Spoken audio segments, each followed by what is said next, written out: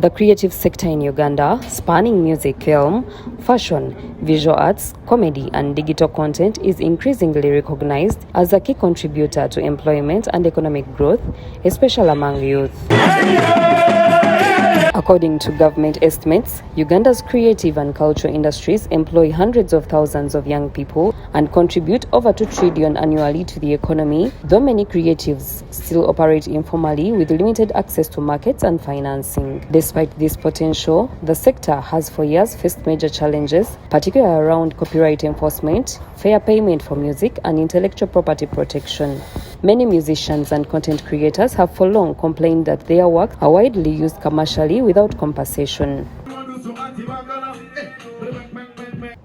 In response to these concerns, in 2021, General Salim Saleh was tasked to study the creative industry, a process that led to a series of policy dialogues aimed at improving regulation, funding, and organization of creatives into structured entities such as SACCOs.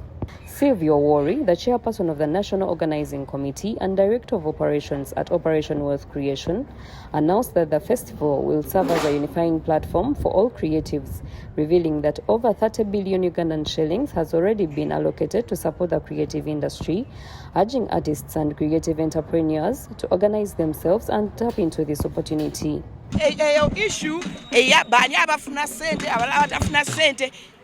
byonna bigenda kubitereza kubanga kati fenga operation mulimu gwaffe ku coordinatinga wabeerawo waliwo obuzibu ani atafunye tusobola kutuula wansi ne tubagatta ne tumanya nti buli omu asobola okufuna sente kubanga sente ezijja si za kugaba bugabi naye sente za kuwe developinga ojja ne weewola n'okomyawo. Joshua Chalimpa, representing the minister, noted that the funding for the creative sector was provided by the president, underscoring government's commitment to using creativity as a tool for employment creation and poverty reduction. People in the creative sector were identified.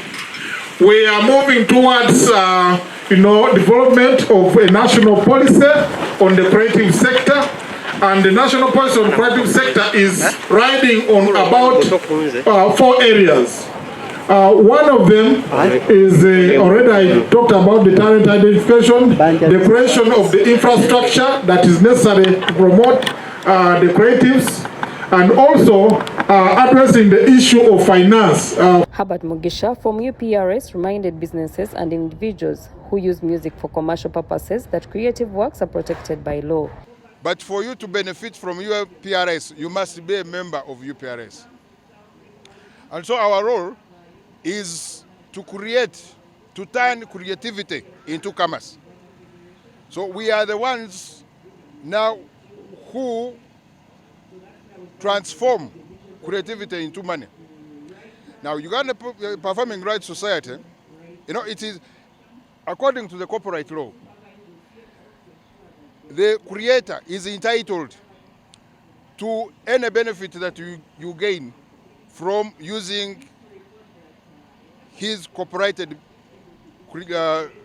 works.